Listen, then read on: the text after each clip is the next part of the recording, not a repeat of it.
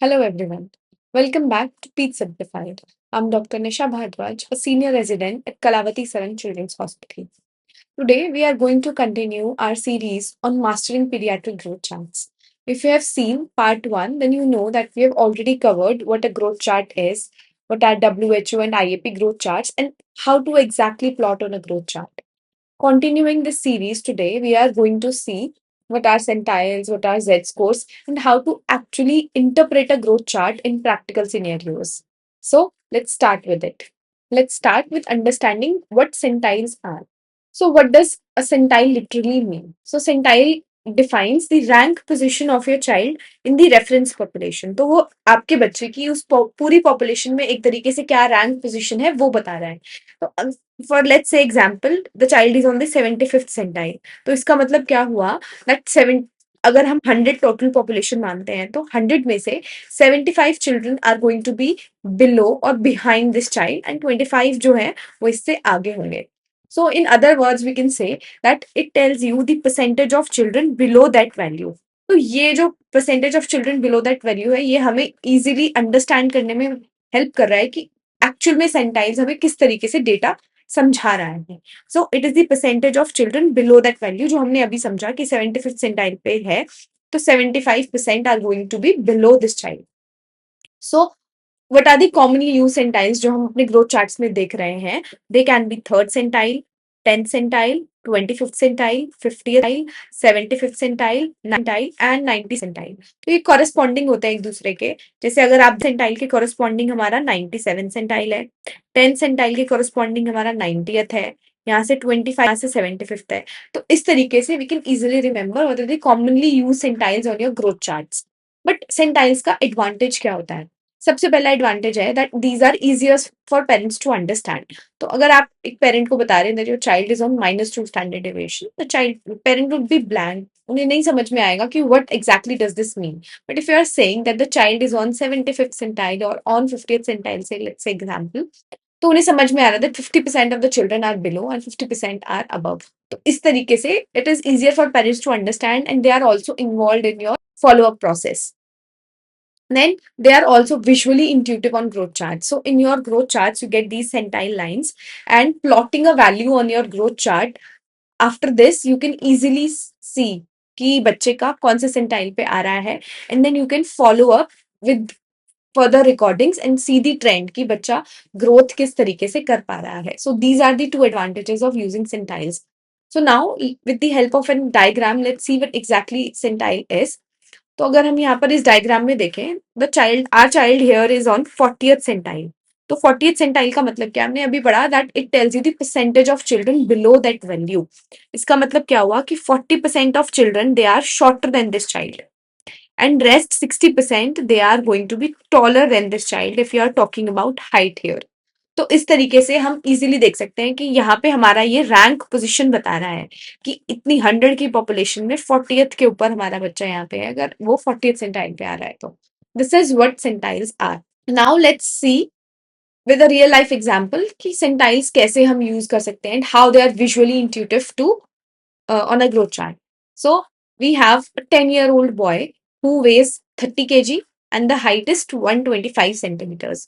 So now let's plot these parameters on the growth chart as we have already discussed in part 1. So on the growth chart, we have already plotted the weight 30 kg and the height 125 centimeter here. So we have these different centile lines running on the chart and we can easily interpret कि यहाँ पे हमारा बच्चा कौन से centile lines के बीच में लाई कर रहा है. तो अगर हम बात करते हैं हाइट की, तो हाइट को हम अगर देखें तो ये नीचे की दो लाइंस यानी कि 3rd और 10th सेंटाइल की लाइन के बीच में है. तो यहाँ से हमें ये समझ में आ गया दैट हमारा जो बच्चा है 3rd और 10th सेंटाइल के बीच में लाई कर रहा है. एंड अगर हम वेट की बात करते हैं तो weight is between your second and third line that is 25th and 50th centile की लाइन के बीच में वेट आ रहा है. तो यहाँ से हमें समझ में आ गया कि हमारा बच्चा हमारी पोजिशन मतलब रेफरेंस पॉपुलेशन में कहाँ पर लाई कर रहा है. दूसरी चीज, अगर हम इसी चीज को फॉलो करते रहेंगे तो you will easily get the trend कि बच्चे की हाइट और वेट किस तरीके से ग्रो कर रही है. Now what are the use of the centiles? इनको हम क्लिनिकली कैसे याद रख सकते हैं कि क्या इंपॉर्टेंट है? रेड फ्लैग्स आइडेंटिफाई करना बहुत ही जरूरी है. So if your child is below 3rd centile, if the child is below third centile, इसका मतलब ये काफी लोअर डाउन है in the population, that is इसकी ग्रोथ नॉर्मल बाकी बच्चों जैसी नहीं हो रही है, that means it carries a serious growth concern and this needs assessment. Similarly इसके कॉरेस्पॉन्डिंग वी हैव 97 सेंटाइल, जो हमारा ओवर न्यूट्रिशन की तरफ जा रहा है, तो वो भी normal growth nahi hai, so this is also a growth concern and this also needs assessment. So you need to know when you need to follow up the child or when you need to immediately work up the child. So this is how centiles are going to help in your day to day practice. Let's continue with another important concept commonly used on your growth charts, and that is Z scores. So Z score का concept थोड़ा mathematical लग सकता है, but it is actually really logical. So Z score का मतलब होता क्या है? Z score tells you the distance from mean and it is expressed in standard deviation units. तो एक तरीके से ये हमें बताता है कि आप जो भी हमारा वैल्यू है ये मीन से कितना डिफरेंट, कितना दूर है, how far it is from the mean, and that is expressed in terms of standard deviation. जैसे अगर Z स्कोर 0 है, इसका मतलब क्या है कि बच्चा बिल्कुल मीन पे है, इनकी एवरेज है, there is no different distance from the mean. लेकिन अगर -2 है, इसका मतलब वो मीन से -2 स्टैंडर्ड डेविएशन है, मतलब एवरेज से -2 स्टैंडर्ड डेविएशन दूर है। So this tells you how far above or below the average that particular value is. तो अगर हम बात करते हैं, अभी हम डायग्राम से समझते हैं कि किस तरीके से Z स्कोर हम एक्सप्रेस कर सकते हैं। कॉमनली ये रिसर्चेस में और WHO ग्रोथ चार्ट्स में यूज होता है, and commonly used Z scores on these charts are -3, -2, -1, 0 which is your mean, इसका मतलब there is no deviation, and then you have +1, +2 and +3 standard deviation. तो ये हमारे कॉमनली यूज्ड Z स्कोर्स होते हैं जो हम अपने ग्रोथ चार्ट्स में यूज करते हैं। अब हम डायग्राम की मदद से समझते हैं what exactly is a Z score.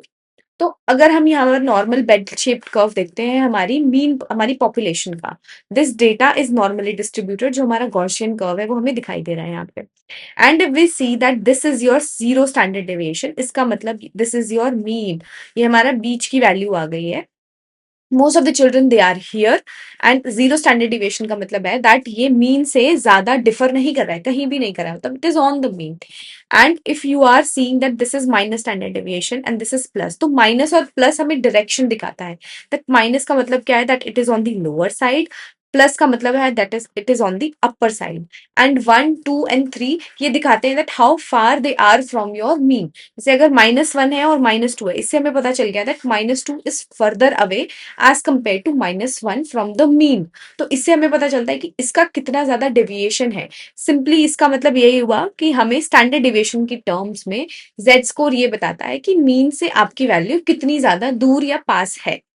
तो इस Z स्कोर को निकालने के लिए we have a formula which is as follows. तो ये फॉर्मूला हमारा है x minus mu divided by sigma. अब यहाँ पर x का मतलब क्या है, हमारी जो वैल्यू है एक्चुअल वो।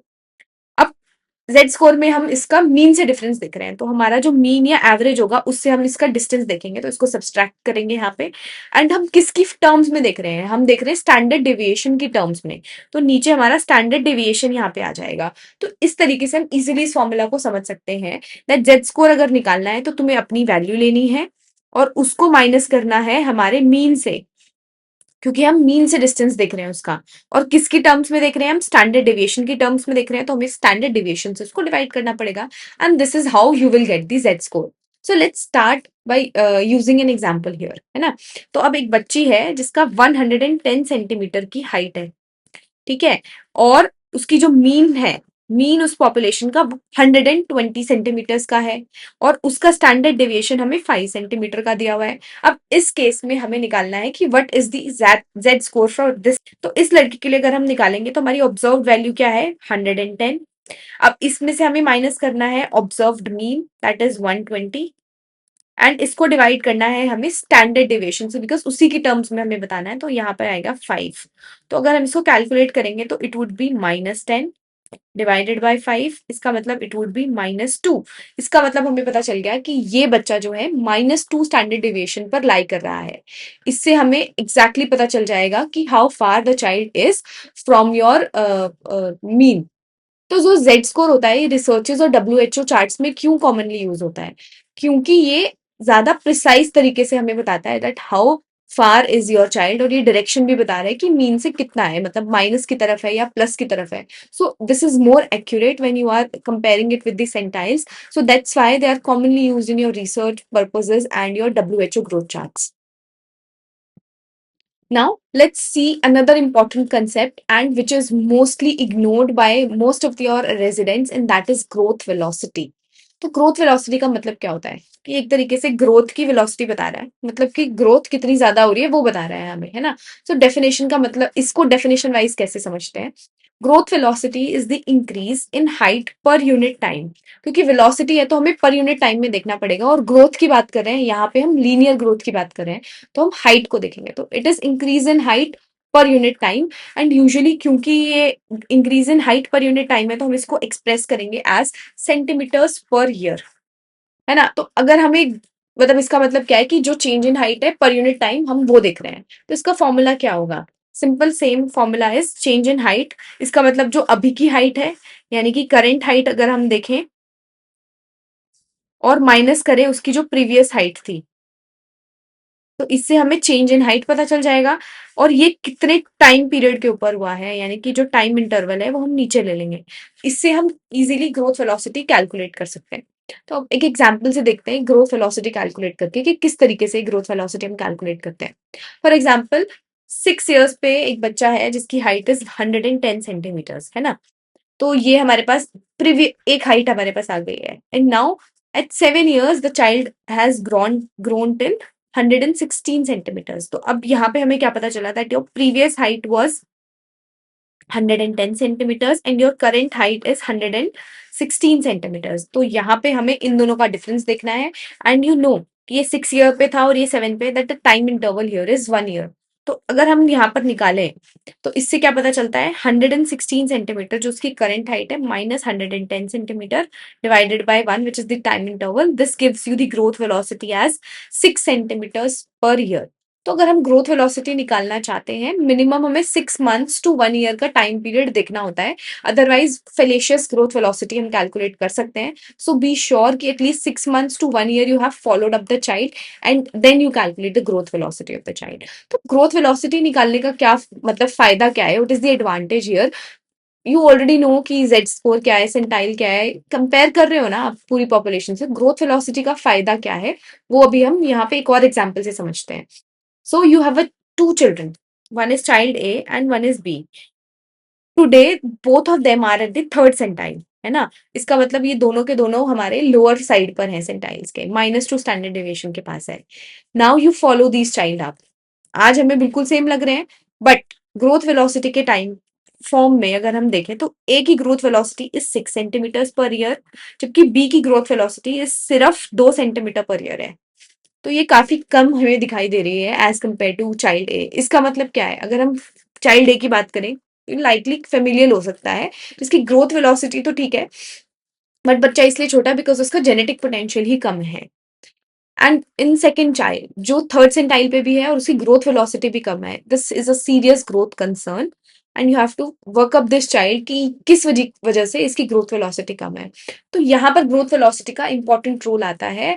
You just cannot look at a single value. You have to follow these child up. You have to look at the trend and then you have to interpret कि कैसा बच्चे का ग्रोथ ट्रेंड रह रहा है. Let's move on to remembering some stuff here. तो अब हमें पता चल गया that you have to follow up a child with growth velocity also. But you need to know what exactly is the normal growth velocity for a child. The growth velocity is not same throughout the growth period of a child. It is not going to be same in an infant and in an adult. So you have to know कि different growth periods में what is the normal growth velocity for a child. So when we talk about the first year of the child, it is the fastest period of fastest postnatal growth. तो maximum growth जो होती है it occurs during the first year of life and that is approximately 25 centimeters per year. This is your normal height velocity for this child. Now, if you move on to the second year of life, here you see a rapid deceleration in the growth velocity. मतलब पहले के comparison में it is almost half. It is almost half, that is 25 centimeters से it is almost 12 centimeters per year now. But it is relatively good growth, है ना. अच्छी growth हो रही है but it is markedly decelerated from your first year, है ना. Now if you move on from second year to third to 10th year of life, यहाँ पे फर्दर हाइट का जो ग्रोथ वेलोसिटी है इट वुड बी हाफ, फिर से half कर दो, तो 12 का हाफ करते ही हम यहाँ पहुंचते हैं 5 to 6 सेंटीमीटर अप्रोक्सीमेटली। तो ये एक स्टेडी प्री प्यूबर्टल फेज है जिसमें 5 to 6 सेंटीमीटर पर ईयर का ग्रोथ हमें देखने को मिल रहा है, which is markedly reduce from your first 2 years of your life, है ना। देन इस स्टेडी प्री प्यूबर्टल फेज के बाद हमारा प्यूबर्टल स्पर्ट का फेज आता है, जहां पर you get to see a growth spurt. Growth spurt मिलता है and normal growth velocity at this time is 8 to 10 centimetres per year. ये पीक ग्रोथ हमें देखने को मिलती है ड्यूरिंग दिस पीरियड। एंड ये जो ग्रोथ स्पर्ट का पीरियड होता है this varies in girls and boys. तो गर्ल्स के लिए this duration is at approximately 11 to 12 years of age, and for boys it's slightly later, then यहाँ पर 13 to 14 years ऑफ एज पे होता है। अब सबसे इंपॉर्टेंट इस पूरी की पूरी टेबल में ये लास्ट वाला हमारा जो कॉलम है ये है। ये हमें क्या बता रहा है that any time during the post infancy period if your child has growth velocity which is less than 4 centimeters per year, if the growth velocity is less than 4 centimeters per year any time during post infancy period, that is abnormal and you have to investigate the child regardless of the centile anytime. So this is really important and this has to be remembered कि हमें याद रखना है। अगर एक number हम याद कर सकते हैं this has to be this number, कि less than 4 centimetre per year की ग्रोथ वेलोसिटी अगर आपको कहीं भी देखने को मिल रही है then it's a red flag sign and you have to investigate this child कि क्या रीजन हो सकता है ये ग्रोथ वेलोसिटी कम होने का।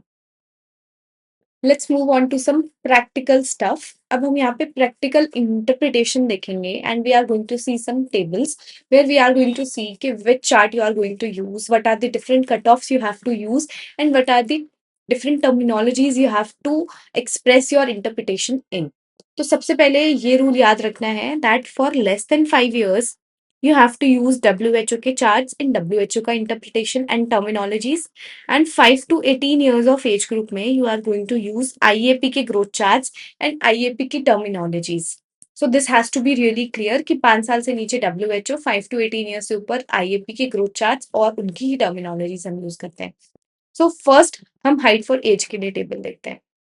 तो हाइट जो है हमारा स्टेचर होता है, तो इसके हिसाब से हमें बताएगा। हमने यहाँ पे देखा that less than 5 years you are going to use WHO, more than 5 years you are going to use IAP के ग्रोथ चार्ट्स एंड टर्मिनोलॉजीज। तो WHO जो है वो हमें क्या बताता है, अगर हमारे बच्चे का जो हाइट है that is less than -2 standard deviation, less than -2 standard deviation है तो हम WHO बोलता है that you use the term stunting. तो लेस देन -2 स्टैंडर्ड डेविएशन में हम स्टंटिंग टर्म यूज करते हैं।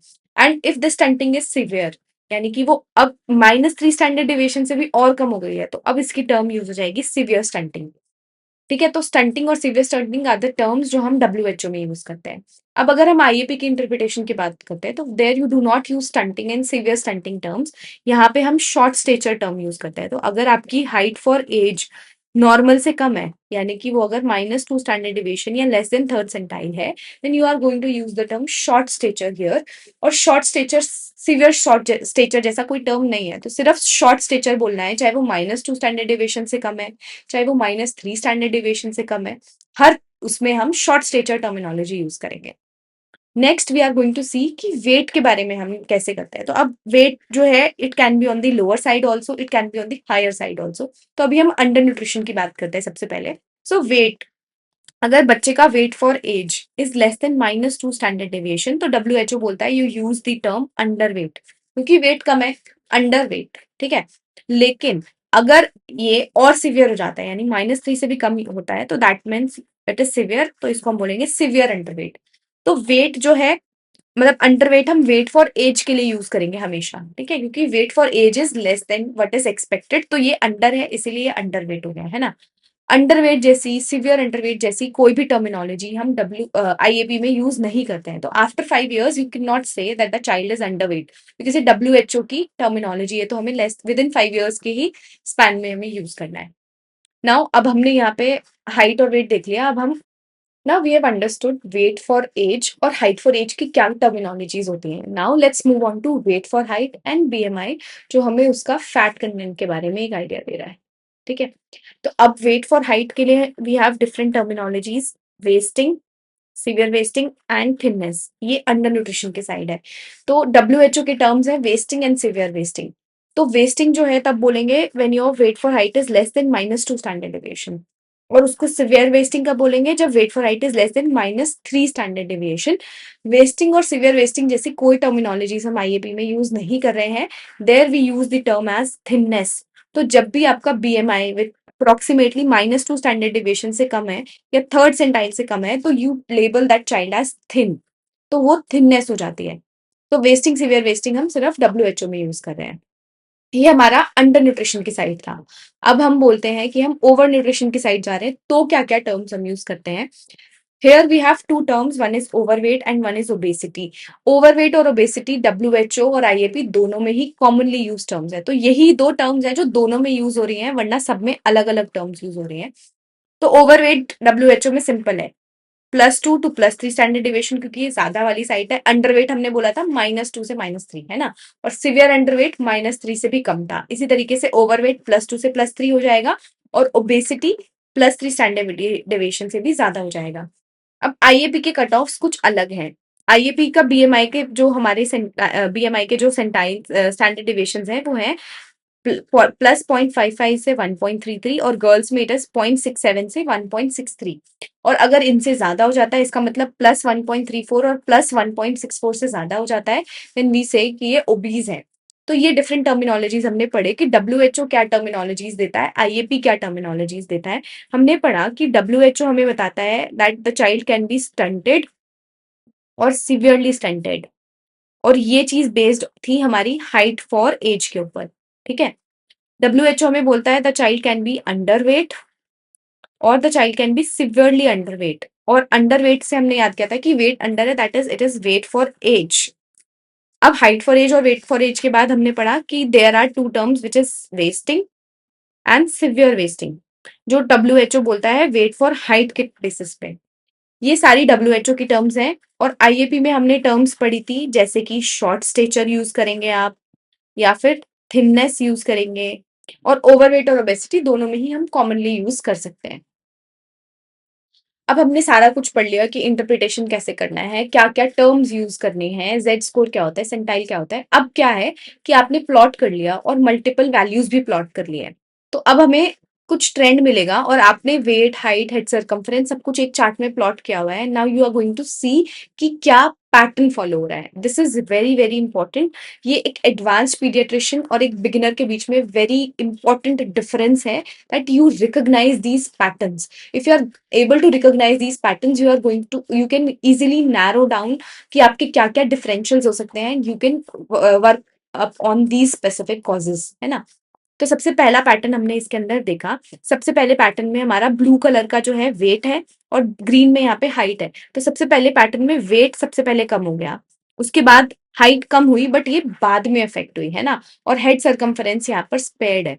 तो ये क्या चीज दिखाता है, अगर हमारा किसी को न्यूट्रिशनल डेफिशिएंसी है। सबसे पहले हमने पढ़ा कि हमारा वेट कम होता है, and if this nutritional deficiency continues to be chronic, later on it can affect the height also. तो इनएडिक्वेट इनटेक की वजह से, प्रॉपर न्यूट्रिशन ना होने की वजह से पहले वेट पे इफेक्ट आएगा, and then height will be affected ना।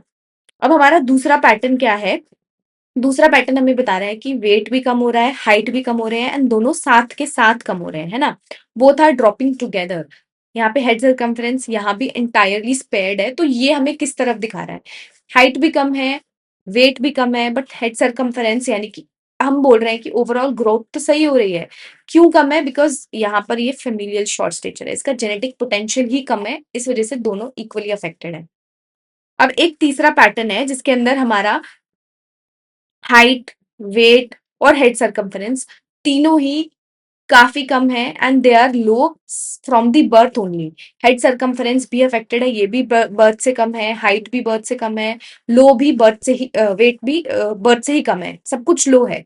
तो ये किसकी तरफ दिखाता है, this is similar to your symmetrical IUGR. इसका मतलब all of the parameters are equally affected, and they are affected severely, and they are affected from the beginning only। इसका मतलब क्या है कि स्टार्ट से ही कुछ अफेक्टेड है, यानी कि कुछ क्रोमोसोमल, कुछ सिंड्रोमिक कॉज है, या फिर उसका बर्थ पे ही प्रॉपर न्यूट्रिशन जो इंट्रा यूट्राइन नहीं मिलने की वजह से IUGR हो गया, है ना। तो ये क्रोमोसोमल या सिंड्रोमिक कॉजेस की तरफ लेके जाता है when you have symmetrical and very severe drop, and that drop is beginning from your birth only, है ना। देन यू हैव पैटर्न 4, जो फोर्थ पैटर्न है ये हमें एंडोक्राइन की तरफ दिखा रहा है। इसमें क्या बोल रहा है that your height is dropping first, weight is affected but it is not that much affected. तो आपको जो बच्चे मिलेंगे they would be short and they would be plump or they would be heavy, they have a BMI on the higher side, है ना। तो BMI higher side पे होंगे तो मोटे और छोटे बच्चे मिलेंगे। तो they would be endocrine, height is dropping first, head circumference is spared. तो इसमें हमें एंडोक्राइन कॉजेज लाइक हाइपोथायरॉयडिज्म या ग्रोथ हार्मोन डेफिशिएंसी की तरफ वर्कअप करना है। These 4 patterns of growth they are very important. इससे आपको पता चल जाएगा that you have to follow focus on the nutritional aspect, you have to focus on the chromosomal aspect, you have to focus on the endocrine aspect, what is the affected path। तो ये बहुत ही important है that you recognize these patterns, these are really important and these are going to be helpful in your day to day practice। Now let's move on to a systematic approach, a step-by-step guide on how to interpret growth charts correctly। बहुत बार students confuse हो जाते हैं कि पहले क्या check करें, दूसरा क्या करें। So just follow this flow chart and you will always interpret the growth charts correctly। So first step is to identify the chart। You will see कि WHO का growth chart use किया गया है और IAP का growth chart use किया गया है। What is the parameter that has been plotted on the chart, whether it's weight, height, MUAC, BMI, whatever the parameter is, and whether according to the age and sex of the child, the correct growth chart has been used or not। So you will note all these points down, and most importantly, you will ensure that the measurement you have taken, it is taken correctly, and importantly the date of birth has been confirmed from the parents, and that way you are sure that the age of the child is correct। तो ये सारी चीजें जब आपने ensure कर लिया है, your first step is complete। Then you will move on to compare the child's growth with the population। अब हम पॉपुलेशन के साथ उसका कंपैरिजन करने वाले हैं, और उस कंपैरिजन के लिए we already know that we use centiles and Z scores, and these growth charts have centiles and Z scores के लाइन, जिससे हम इजीली इंटरप्रेट कर सकते हैं दैट कहाँ पे आपका चाइल्ड किस सेंटाइल पे है, किस जेड स्कोर पे लाई कर रहा है, whether the growth of the child is within normal limits as compared with the population or not, और whether it is above or below the average growth. तो वो चीज हमें इस तरीके से पता चल जाएगा। So now you have read the point and you have identified the chart. Next step is never to leave the growth at one point only। You have to follow up the child and you have to plot multiple points, you join them up and you see what is the trend the child's growth is following, whether it is crossing centiles or not, whether it is parallel tracking, whether there is accelerating or decelerating growth which is shown by the growth chart। So ये सारी चीजें भी important है। Crossing of centiles can be downward, crossing of centiles can be upward। ये बहुत ही important है। Downward crossing of centile कब होता है, जब कभी भी तुम्हारी ग्रोथ फॉल्टरिंग होती है, whether it is due to any reason, nutritional cause है, सिस्टमिक कॉज है, या कोई क्रोमोसोमल कॉज है, एंडोक्राइन कॉज है, जिसमें भी ग्रोथ फॉल्टरिंग हो रही है, you will see downward crossing of centiles. Upward crossing of centiles कहाँ मिलेगा, जहां पे भी पहले the growth was faltered and अब आप उसको ठीक कर रहे हैं, you are taking some intervention, जैसे ग्रोथ हार्मोन डेफिशिएंसी में आपने ग्रोथ हार्मोन दिया है, या फिर हाइपोथायरॉयडिज्म को आपने थायरॉक्सिन सप्लीमेंट किया है, न्यूट्रिशनल डेफिशिएंसी के अंदर आप न्यूट्रिशनल उसकी रिहैबिलिटेशन कर रहे हो। तो इन सब केसेस में you will see upward crossing of centiles. Also preterm बच्चे जो होते हैं, whenever they show catch up growth, initially they were showing growth faltering, लेकिन अब they are catching up to that growth। तो उसमें भी you will see कि upward crossing of centiles दिखते हैं। तो ये this trend is really important। Then you will move on to see कि proportionality क्या है, मतलब different parameters जो आपने assess किए हैं, how are they affected in comparison to each other। मतलब कि जैसे हमने बोला weight is more affected या फिर height is more affected, which parameter is affected more, and that will help you understanding what is the underlying cause behind this faltering of growth, है ना। तो अगर हमने जैसे पढ़ा था हाइट इज अफेक्टेड मोर, कहाँ पर हाइट अफेक्ट होती है, जैसे कि अगर आपका क्रॉनिक मैलन्यूट्रिशन है, कोई क्रॉनिक सिस्टमिक इलनेसेस है, उनमें और height will be affected. Weight कब अफेक्ट होता है, weight usually acute causes, acute nutritional causes में हमारा वेट अफेक्ट होता है। And if your height is affected but your weight is normal, तो हमने पढ़ा था ये एंडोक्राइन कॉजेज की तरफ जाता है। तो ये सारे ट्रेंड्स जो प्रोपोर्शनैलिटी हम आपस में इनकी देख रहे हैं, उससे हमें ये पता चल रहा है कि किस तरीके का कॉज हो सकता है behind this growth which is affected, है ना। तो ये बहुत इंपॉर्टेंट है कि क्या ये साथ में अफेक्ट हो रहे हैं, which parameter is affected more. Then the most important point, and which is most commonly forgetted by the children, is your history and examination. So you need to incorporate this history and physical examination along with this interpretation of growth chart, which is really important. Bina history, bina examination ke you can never reach a particular diagnosis. And importantly हमें उसके खुद के genetic potential से भी इसको compare करना चाहिए कि where does the child lie as compare to his or her own potential. तो उसके लिए you will take the parental heights and you will calculate the MPH, you will calculate and plot the MPH on the graph, and you will also plot the target height, and you will see कि उससे कितना ज्यादा नीचे है. Then you will also compare it with the bone age and development. सिर्फ growth affected है या development भी अफेक्टेड है साथ में, तो वो चीजें भी जानना बहुत जरूरी है if you need to pinpoint a cause which is behind this growth faltering, and you need, if you want to correct the child. तो इसीलिए ये सारी चीजें बहुत इंपॉर्टेंट है, you need to follow these step wise ताकि आप easily growth chart interpret कर सकें, है ना. Now we have seen कि कैसे growth chart interpret करना है, but whenever you are interpreting a growth chart you will find certain things जो normally abnormal कुछ भी हो सकती हैं. तो there are some red flags abnormal findings के अंदर which demand quick and fast action. तो वो red flags अब हम यहाँ पर देखेंगे. So the first red flag is when the height is less than third centile या -2 स्टैंडर्ड डिविएशन से नीचे है हाइट. तो इसका मतलब इधर WHO या IAP की टर्म से हमें बोले तो the child can be stunted और the child can have short stature. दोनों ही सूरतों में you have to assess the history and you will take the MPH and compare with the genetic potential. You will take the bone age and importantly you will see the growth velocity. इन सबसे you will get to know whether this is just familial or constitutional short stature or whether there is some organic cause behind this short stature which needs to be treated. तो इसीलिए height less than third centile or -2 standard deviation is a red flag and you need to act fast. Then you have growth velocity which is less than 4 centimeter per year. Growth velocity वाली slide में हमने पढ़ा था any time post infancy if the growth velocity is less than 4 centimeter per year, this is definitely less for a child and you need to investigate. Commonly इसमें हमें endocrine causes मिलते हैं, तो हम thyroid hormone deficiency, GH deficiency या किसी chronic illness की तरफ ज्यादा point करेंगे और देखेंगे whether they are behind this or not. Then the growth is crossing 2+ major centiles and that too in downward direction. है ना, हमने बोला क्रॉसिंग ऑफ सेंटाइल्स हुआ और वो भी डाउनवर्ड डायरेक्शन में हुआ. इसका मतलब there can be some nutritional cause, there can be some systemic और endocrine cause behind this and you need to follow up the child for these. Then if the predicted adult height, जो हम उस child की predicted adult height देख रहे हैं वो MPH से less than more than 2 standard deviation नीचे है. इसका मतलब क्या हो गया कि आपने एक्स्ट्रापोलेट करके देखा कि यहाँ पर हमारी प्रिडिक्टेड अडल्ट हाइट आ रही है बट जेनेटिक पोटेंशियल से वो काफी कम है. इसका मतलब there can be some endocrine cause behind this. This is not just plain familial or constitutional short stature. तो हमें यहाँ पे देखना पड़ेगा कि क्या रीजन है. Then, if you have weight for height less than -3 standard deviation and or MUAC less than 11.5 centimetre, ये तो हमारा क्लासिकल सैम का यानी सिवियर एक्यूट मैलन्यूट्रिशन का डेफिनेशन है और ये हमें मिलता है. तो obviously you have to refer the child for nutritional rehabilitation to your nutritional rehabilitation centres. ठीक है. Then if you have a child who is short and the child is overweight, ये हमारा फोर्थ पैटर्न था जो हम बोल रहे थे that your height for age जो है it is affected more as compared to your weight for age which is almost not affected. So these children they will be short and they will be plump. So this is classical endocrine cause and you need to work up these children for some endocrine cause behind them. ठीक है.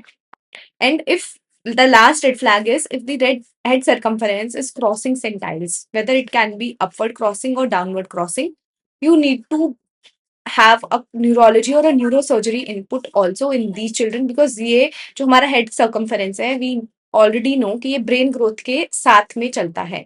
So if your head circumference is not growing properly, whether it is increasing more than normal or whether it is not growing as per the normal norms, इसका मतलब क्या है, your brain growth is affected and you need to have an urgent neurology or neurosurgery input. So these red flags are really important. Whenever you see these in your OPD, you need to act quick. Now let's see a full worked up example on how to plot a growth chart and interpret and intervene whenever a child comes to you in an OPD.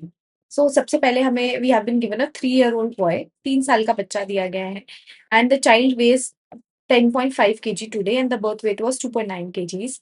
the height is 87 centimeters and the father's height is 168 and mother's height is 152 centimeter. All this information has been given and you will collect this information from the parents in the OPD and just be sure that you have correctly gathered this information. Date age के लिए we already have discussed कि हमें date of birth से compare करना है.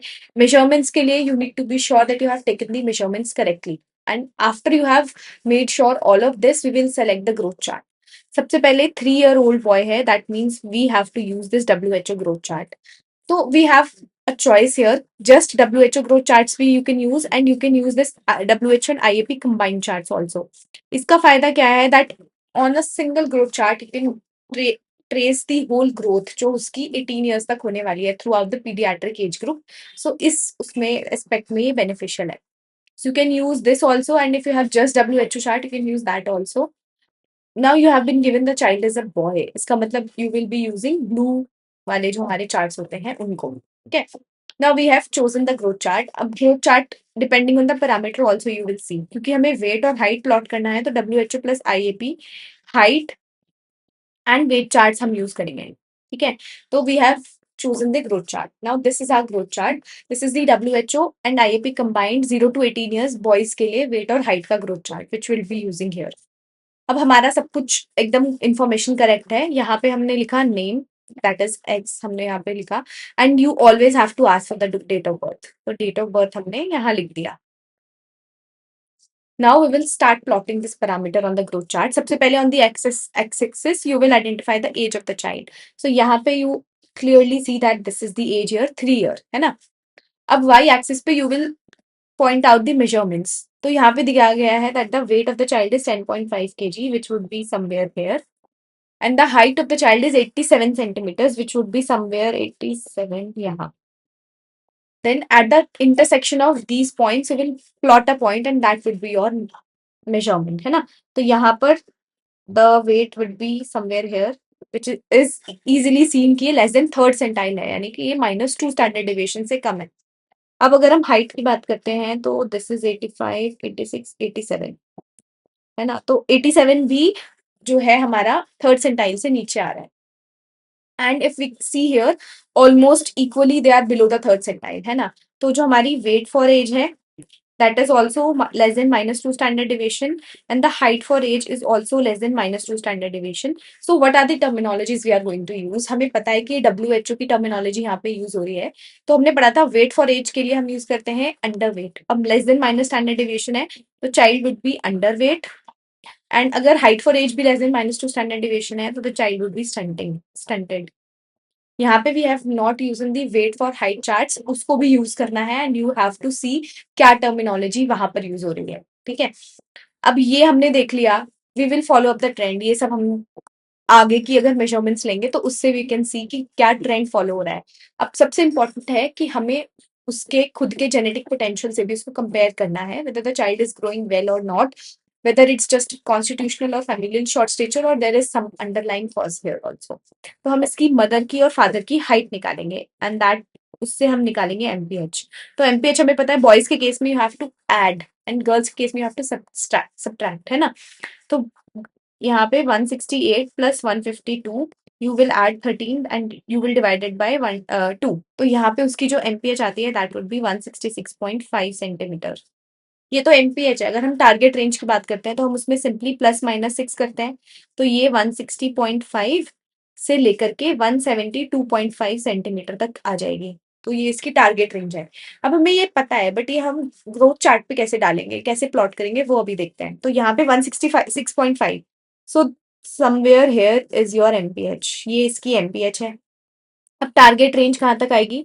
Target range ये ऊपर 172 और नीचे की तरफ we have seen it is 160.5. तो ये so this is the growth potential of the child. ये इसकी टारगेट रेंज है एंड ये इसकी एमपीएच है. तो कोई भी आप एक ग्रोथ चार्ट प्लॉट कर रहे हैं for the first time you have to make sure कि आप ये सारी चीजें कर रहे हैं उसमें.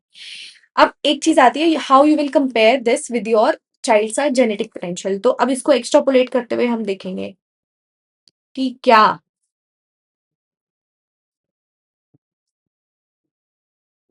तो अभी यहाँ पे हमें पता चला कि ये अपने टारगेट पोटेंशियल से नीचे जा रहा है. इसका मतलब क्या है, this is not just constitutional और familial, there is some underlying issue also. और क्योंकि वेट और हाइट ऑलमोस्ट अफेक्टेड है, तो हम बोल सकते हैं कि that this is some chronic malnutrition. तो न्यूट्रिशनल रिहेबिलिटेशन की तरफ आपको ज्यादा जाना है। अगर weight would have been affected more तो हम अक्यूट मैल न्यूट्रिशन की तरफ जाते। अब यहाँ पे दोनों ऑलमोस्ट अफेक्टेड है, तो हम क्रॉनिक मैल न्यूट्रिशन की तरफ या कुछ सिस्टमिक कॉजेज की तरफ जाएंगे। And if height would have been affected more तो हम कुछ एंडोक्राइन कॉजेज की तरफ जाएंगे। So this is how you interpret. So the child is stunted and the child is underweight and this pattern is for chronic nutritional deprivation. तो हमें focus किस चीज पे करना है यहाँ पे, उसकी न्यूट्रिशनल रिहेबिलिटेशन पे। तो सो this is how you will proceed whenever you have a child and you have to plot a growth chart for this child. Now we have almost learned each and everything there is about growth charts. Just have some rapid fire traps which are commonly asked in your vivas and your clinical postings and your exams also. So let's just familiarize ourselves with that. So first we need have a term which is stunting, जो हमने पढ़ा कि height for age के लिए होती है and ये WHO की टर्मिनोलॉजी है। So it is used for less than 5 years of age. Then we know wasting is for weight for height, है ना, और ये भी WHO की टर्मिनोलॉजी है। So this is also for less than 5 years of age. Then you have another term which is underweight मतलब weight कम है, यानी weight for age is less, which is also for less than 5 years of age. So you need to be sure about these terminologies, where to use and when to use. This is really important. Never ever confuse these. Then below third centile alone does not mean abnormal. Crossing the centile lines downward is abnormal. So हमने पढ़ा था कि दो बच्चे थे, both are on the third centile, but you need to follow up them for the growth velocity and see कि growth velocity कैसे जा रही है और crossing of centiles हो रहा है या नहीं हो रहा है, and then you interpret that. Z score -2 standard deviation is approximately equal to third centile, and this is a really important question जो commonly examiners पूछना पसंद करते हैं, because commonly हमारे WHO growth charts में हम standard deviation की form में बात कर रहे होते हैं, और जब हम IAP के growth charts की तरफ आते हैं तो हम centiles की फॉर्म में बात कर रहे होते हैं। तो अगर आप इन दोनों को एक साथ कंपेयर करना चाहते हैं तो किस तरीके से करेंगे, this is important, that -2 standard deviation is approximately equal to your third centile.